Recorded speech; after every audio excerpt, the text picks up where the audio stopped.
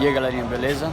Para quem não me conhece, eu sou o Gil, sou o gerente da oficina Seis Bocas aqui em Fortaleza. Vou mostrar para vocês rapidinho um vídeo de como regular a hora do Honda City, Honda City 2010.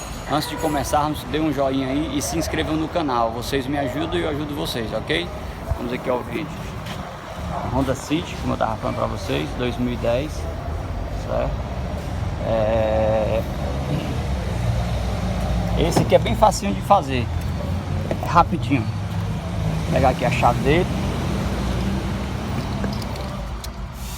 liga o carro, o som original.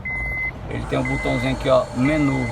Na hora que você clica no menu, o som desligado mesmo, que você liga, que você desliga. Com o som desligado, perdão, aqui desliga.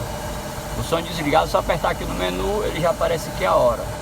Roda para direita aumenta, para esquerda diminui, certo?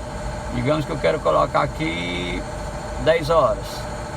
10, dou uma apertada aqui no centro de novo, ó, vai pro minuto, mesmo procedimento, para direita aumenta, para esquerda diminui. Vamos dizer que eu quero colocar 10h30. Vou colocar aqui 10h30. Na hora de você clicar aqui, clica uma vez no centro, pronto, já programou aqui a hora, entendeu? Na hora que você liga o som, vai estar funcionando aqui e a hora aqui do lado, ok? Desligar o som, vai ficar só o relógio, beleza?